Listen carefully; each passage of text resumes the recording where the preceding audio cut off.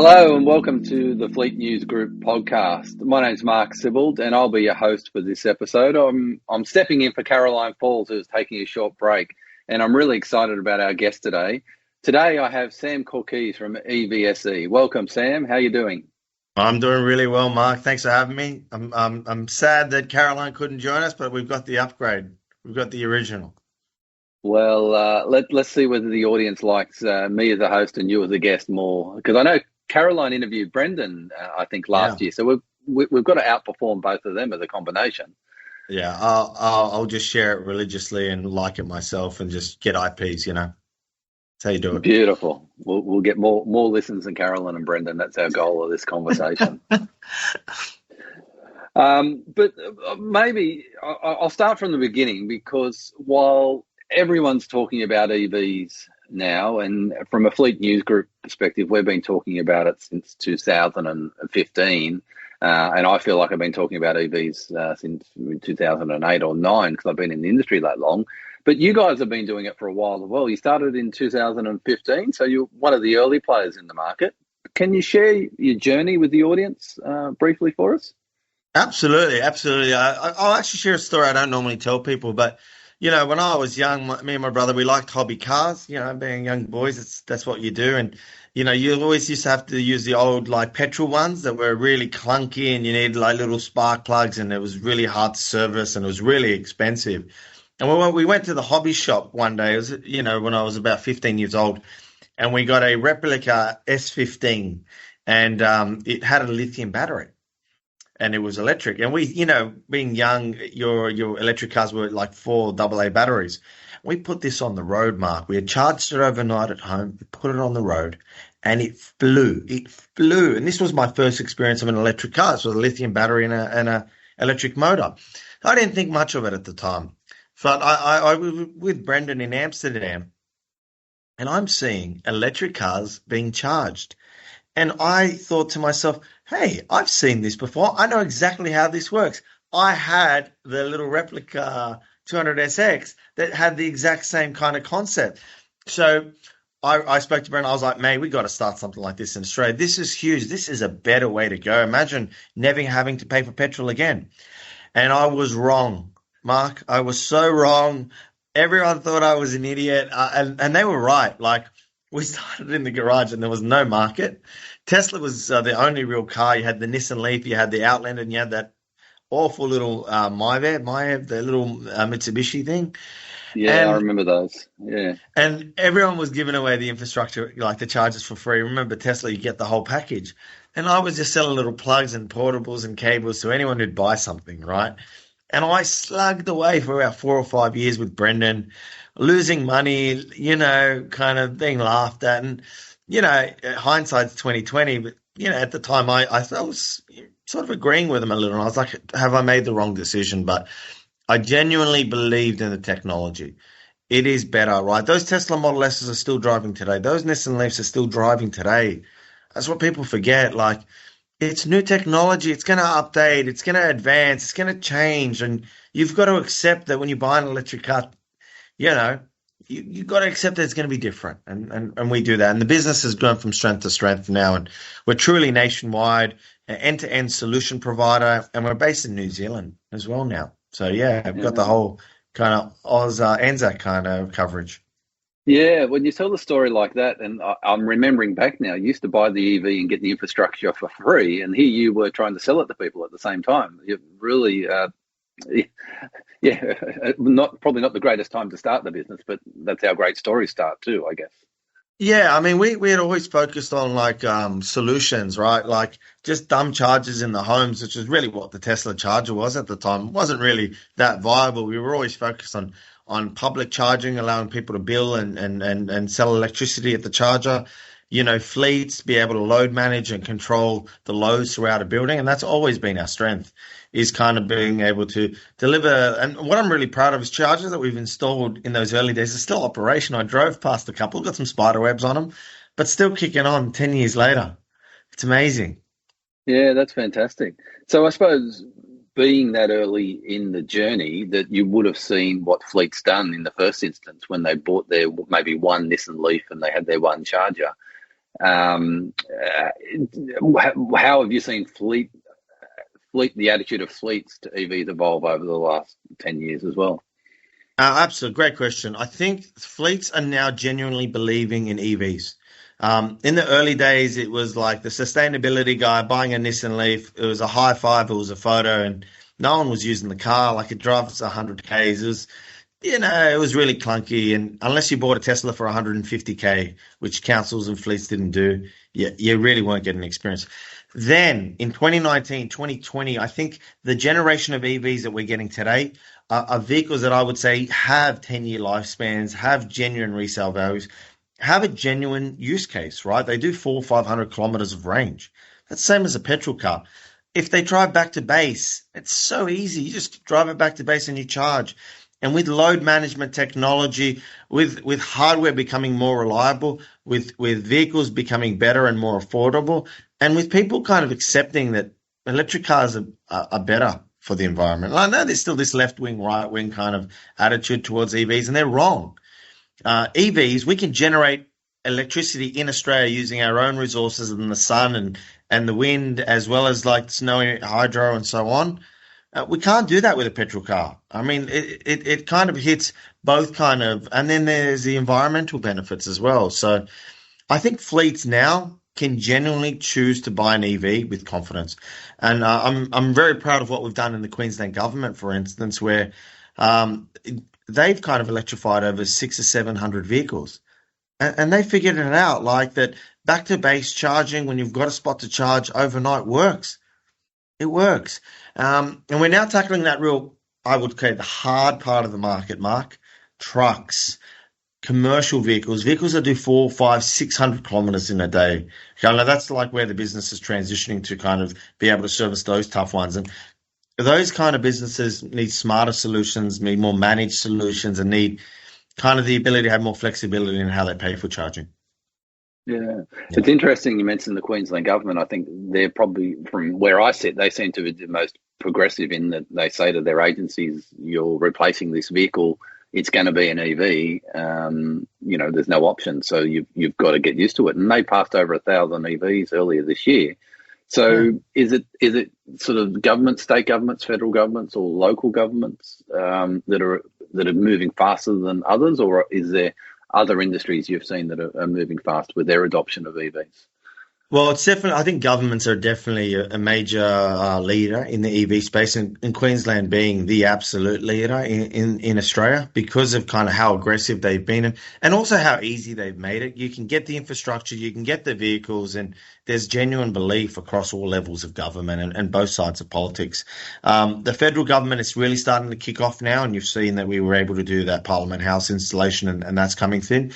And I'd love to see more and more from the local governments. I think they were really a driver in those early days. Remember that days? I think for me, state government is really the kind of driver of the electric revolution.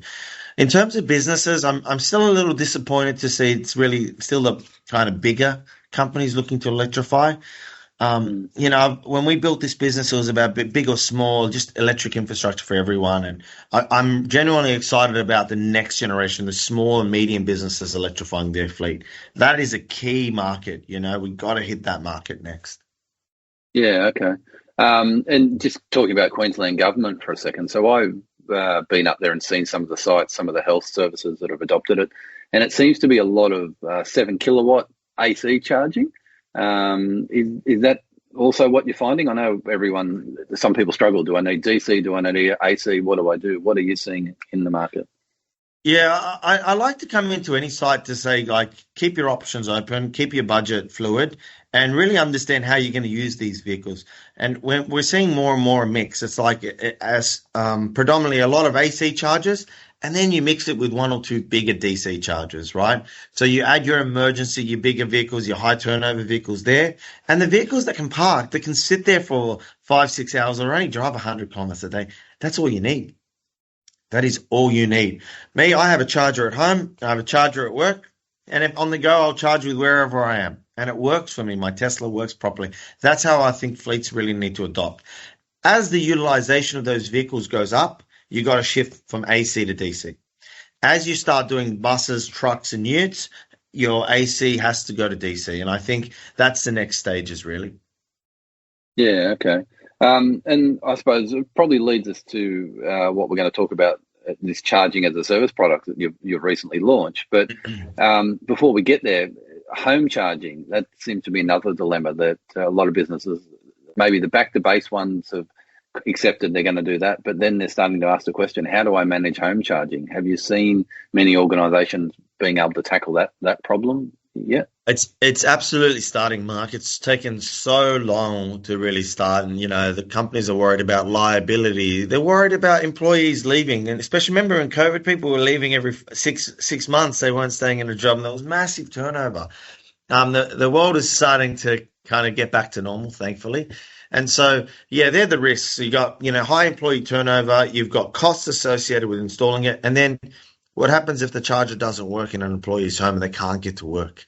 Right? What happens if that business critical vehicle isn't able to be kind of used for business? And so that's what we're seeing. And so what we're noticing for businesses, we really want to wrap the package up like around a charging as a service kind of model, where rather than a sell and forget model, which is predominantly what happens in the home, unfortunately, with fleets, with businesses, it's sell and support. It's how do you start the relationship? And that's what we're really focused on. So we can either, sell and support a charger, or we can offer a new model, both from the homes all the ways to depots and on the go, is charging as a service, which kind of wraps the cost up in a small monthly fee. And we take on all the risks. We do all the complexity, and we kind of make it as easy as possible for you to transition. Because when you transition to electric, you get a massive benefit, Mark, and you know about it. Electricity is cheaper than petrol. It's a lot cheaper than petrol. And so what we're trying to do is package those savings that you get from the petrol saving, and then package that up into the infrastructure and have it so that even if that charge is on the wall 4 years, 5 years down the track, you've got someone to call, someone to replace it. Warranties are being extended, service levels are continuing. Yeah. Yeah. So, if I can get into the nuts and bolts about it. So I'm an employer. I've got maybe 40 odd vehicles, let's just say nationally.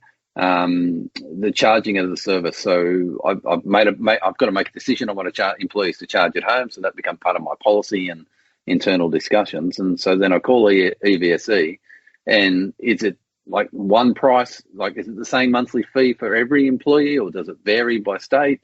Do you guys provide the electricity? Do I use the employees' electricity? How do all those nuts and bolts work? Absolutely. Look, we got to keep it simple. In the employee home, we have a pretty simple fixed price fee for the single phase or three phase. And what happens is you use the employee's electricity. We can monitor and record all that electricity consumption data, have it be able to be sent directly to a fleet manager, and allow you to reimburse the business owner to reimburse the driver directly, similar to petrol. Right. And the beauty is as well is by having a simple monthly cost, much like a phone bill, you can just continue to use that charger month on. And if it ever breaks, if it ever doesn't work, it's a simple process. It's call us. We can come out, replace it, service it, maintain it, and keep it operational for many years. Businesses want simple. They're sick of these complex deals. They don't want 400 pages of contracts. They don't want liability. They don't want risk. And they also don't want to have to deploy massive amounts of capital into the infrastructure. They want to keep it simple, capital light. And that's what we offer. In the depots, however, it's a different solution, right? Where we'll actually come out and quote it, and then we'll give you a monthly cost of how much it will cost to supply and install a solution in a depot. Okay, so you can do charging as a service for any depot or home charging, whatever your needs are. You can do that monthly cost. Absolutely. Model. Absolutely. Yeah. You want to just package it up so it's simple, it's easy. CFOs in a business love it because, rather than having to work out how you depreciate it and how you kind of go about deploying it. And, often budgets are decided 2, maybe 3 years in advance. And all of a sudden you've got this transition happening and it's like, how do we do this? How much it's going to cost? Well, boom, here you go. And if it's not working out for you, we can take the charger back, pull it off the wall. If the employee leaves, we can take it off the wall. If you upgrade your car, we can upgrade the charger. Really simple. We can grow or unfortunately decrease as the fleet changes. Yeah. So that's really interesting. So is there a minimum time frame? Like if, because sometimes employees just don't work out. They might only last 6 months. So you're sort of installing and pulling out 6 months. do I, as an employer, do I then kind of own that contract that I move to another employee's house, or do we term how does that work Well, time wise? there's the installation component. Now, you can never get the installation back. Cables and wires need to stay in the home. It'd be the terrible thing to rip that out and throw it in the bin. We don't want to do that. So that part's fixed, and that needs to be covered under a breakout fee. But that hardware, that can be moved. That can be moved to the next employee's home, or we can take it away and repurpose it and give it to the next charging service customer. Because we kind of manufacture our own hardware, we kind of have our own installation teams, our own software. We can really bundle it all up to make it as simple as possible. So yeah, that's fine. Yeah. It's got to be flexible, Mark. People don't want complex. It's 2024. Who signs a contract anymore?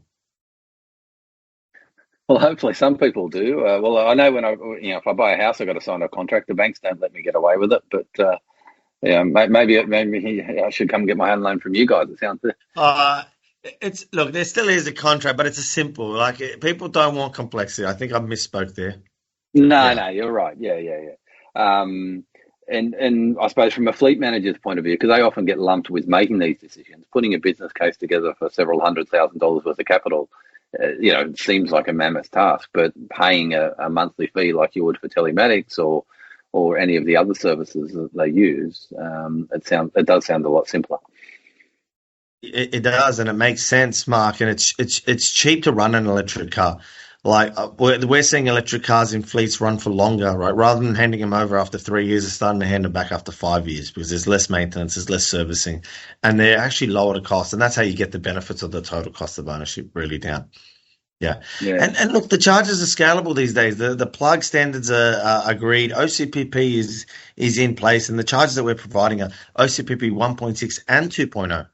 So the technology risk has really come down. That's been the big issue in this industry for a long time is technology risk. How many DC chargers have been installed 5 years ago that aren't working today? The answer is too many. Too many. We're at the point now when we install a DC charger, it needs to work long term. This is 10-year, 20-year infrastructure. Imagine buying a service station and the pump stops working after every 2 years and you've got to replace it. That's not how business models work.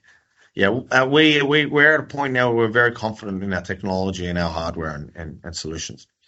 Yeah, I we hadn't discussed this earlier, but I'm just thinking about vehicle to grid. You mentioned about standards being worked out. Are you guys involved in vehicle to grid and how that's coming into the marketplace? I'm putting a post together as we speak. We are ready. We're go. We're in testing phase. So ISO protocol 15118-2-20. -2 is the plug-in charge. -20 is the V2G. That's the holy grail. It's beta, guys. It's going to take a while, but I love the idea. I love the concept of V2G where a vehicle can kind of augment the grid, can power your home, can power your life in a different kind of way. Is it simple? Absolutely no. The regulations are going to have to go through a few changes, and I'd be interested to see how the OEMs also kind of see it, because I think there's a rightful cause on their end where they're going to say, well, we're giving you the warranty, the battery life to power this car, not really to power your home. Maybe warranties will change. Maybe even batteries will move to a system where you don't own the battery, you lease the battery. Look, I think the world ahead is unknown, but yeah, we're definitely going to have V2G. And I definitely answered that in the longest way possible. Well, yeah, I know a lot of the EV advocates have been calling it for a long time, and there seems to be a lot of excitement in the market that they're actually finally moving. But as you said, we're dealing with electricity. There's a lot of complications, so it's going to require a lot more testing, and before we're fully rolled out. Yeah, and you get people. I want it yesterday. It's I get it, but yeah. Probably even the technology today might even get outdated quickly. As technology evolves, it really does, and that's what people love about it, and that's what people hate about it. Yeah, specifically something you can't do with a petrol car. Well, yeah, that's it. If you go back to your original purpose, it's you can't do that with a petrol car, and natural disasters. We've seen them in Tasmania recently. With floods and power lines down, and the winds we've had in Sydney. If you had an EV you could plug in, you'd be feeling pretty comfortable about the food in the fridge not going to waste. That's right. Yeah. I was going to ask a bit more about trucks. You kind of touched on them before. Um, there's a lot of talk about megawatt charging for Mm. heavy vehicles. Um, can you maybe help the audience understand, the complexities or the differences between charging a car and charging a truck or a bus? Yeah, it's so obviously CCS2 is the combined charging standard, which was introduced, and that's actually charging both vehicles and trucks. And it works really well. But when you get to heavy vehicles, they need a amount of electricity that, is almost unfathomable to a car, right? You're dealing with something that's 20 ton, 30 ton, 10 tons, as opposed to something that's 1 or 2 tons. And so the battery sizes are huge. So to be able to get those batteries charged quickly, you need to move to an even higher standard, which is the MCS standard. I believe it's the MCS standard. We're seeing it. I know there's some projects in New Zealand where they've got some electric ferries. Australia at the mine sites is already looking at it. I know BHP is looking at it. We're looking at it because just, me, I like doing it. And there's trials at the way already in the US and Europe with MCS. So it's exciting. I think it's going to be one that's going to be limited to the heavy vehicle space. Sort of, there will be eventually that like little extra plug for, Mm. the ultra heavy vehicles. But yeah, we'll see where the market evolves. Yeah, and maybe just finally, you mentioned Amsterdam, which has kind of started your journey here. Yeah. Europe has been doing EVs for a long time. Are you across what's happening and advancement there? Or do you think Australia is catching up, or we're still way behind of what's happening in Europe? Oh, look, Australia was catching up. In the last few months, Australia's sort of having a moment. And it's like, why are we having this moment? Like, EVs are great. Like, there's more brands than ever. The prices are better than ever. The distances and ranges are further than ever. You can achieve price parity with an electric car already as we speak. Like the MGs at 35 grand, BYDs. You've got great Kias, great Hyundais, great Teslas. You got a stack of cars coming in from China. They're going to flood the market. Yeah, we need to go and then look at Norway, like one of the world's largest petrochemical kind of producers. They're at 90%. You can drive an elite EV, and that's a big country as well. It's a frozen country if you go up to the top, and it's not an easy market to electrify either. They've successfully done it. Germany's at 20%. The UK's there. France is France. Italy will always be Italy. And so those kind of really kind of developed markets have done incredibly well. And I think Australia's going to go through a bit of soul searching at the moment, and people just got to realize that the carpet is not going anywhere. We get EVs from Japan, China, India, Thailand, the USA, and Europe. That's the world's market. We're not the world's market anymore. We don't produce our own cars. So what they produce is what we will get. Yeah. Yeah, it's interesting, and I imagine as the new vehicle energy efficient standards start to take hold, the stricter and stricter regulations, we will see more and more vehicles on the market as well. Yeah. So, what are you thinking about the current kind of situation, mate? Because EV sales, I think like EV sales for Tesla are down, but everyone else seems to be doing okay. yeah, it's quite interesting. I obviously talk to a lot of fleet buyers, and they're really in that, I don't know, that in between at the moment. They know they need to do it. A lot of local government, for example, they've got net zero targets of 2035. So it's definitely on their radar. But I suppose they need to have a plan, and they probably haven't had a plan. They've had a couple of trial vehicles, like you mentioned, that Nissan Leaf. But now they're being forced to do it, and it's probably all the retail buyers have come into the market. And they've got their Teslas or those early adopters, I guess, which we see with any new product. And yeah, we probably are just in that little bit of a twilight zone now until fleets start to flex their purchasing muscle. Ultimately, fleets buy half of the cars in Australia every year, all the new cars. So it's just a matter of them actually getting ready and getting all their ducks in a row before they pull the trigger. And I think it will happen. Maybe not this year, but certainly next year. And as that new vehicle efficiency standard kicks in as well, I think there'll be a lot more electric vehicles in fleets. Yeah, and I think people were really surprised when EV started to lose money on resale value, because for a long time they really held their value quite high because of the shortages in the market. But the market now doesn't have shortages. Like you buy a BMW, you buy a Toyota, it devalues. Like EVs are no different. They're going to devalue. They have to devalue. Why would you buy a used car over a new one if it was the same price or similar? Yeah. I mean, I've been thoroughly impressed with my EV and Brendan's and everyone in the organisation that has an EV. It's a good car. Yeah, I do lean towards EVs. I put it out there quite often and say I'm a big fan of EVs. If I had my choice, it'd be electric, every vehicle that I drive. But yeah, from a fleet perspective, it's that fit for purpose requirement. Does it do what we need to do for our fleet operations? And that's probably the spot fleet managers are in. And yeah, but that, as I said, new products, new manufacturers, lots of different things coming into the market. That will change. Technology, as you said, people love it because it's always changing, and that's what's going to happen with EVs as well. Absolutely. Yeah. All right. Well, it's been a great chat. Thank you very much for making the time, and congratulations on where the business is today and all the exciting things you and the team are doing at EVSE. And the charging as a service certainly sounds like that next step in the evolution or the transition for fleets. I know a lot of fleet managers would be very happy to hear that they don't have to put together business cases for hundreds of thousands of dollars, that they can just have a simple monthly fee to roll out their EVs. Absolutely, man. We've got to make it easy, both at a car level and infrastructure level and a government level. We've got to make it easier. Yeah, excellent.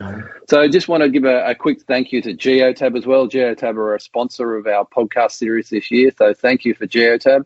They're a market-leading company, one of the biggest in the world, and they certainly want to promote discussions like this so people can learn and be educated from the leaders in the market. So thank you to Geotab. And Carolyn will be back soon. There might be another episode from me coming, and then you'll be back to the regular programming when Carolyn comes back from a break. So once again, thank you, Sam. Thanks, guys. Well, thank you, Mark, and thank you, Caroline, when she gets back.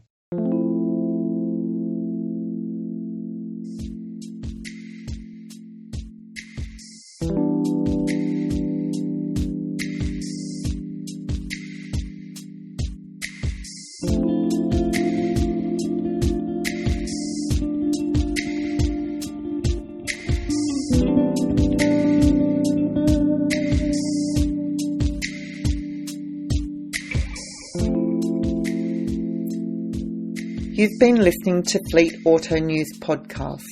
It was edited and produced by Isabella Fiorentino. The original theme music for this podcast was created by Isabella Fiorentino. You can follow us on Spotify. Just search for Fleet Auto News. We're also on Instagram, Facebook and YouTube. Our website is fleetautonews.com, where you can get all our stories, videos and podcasts. Until next time, drive safely and take care.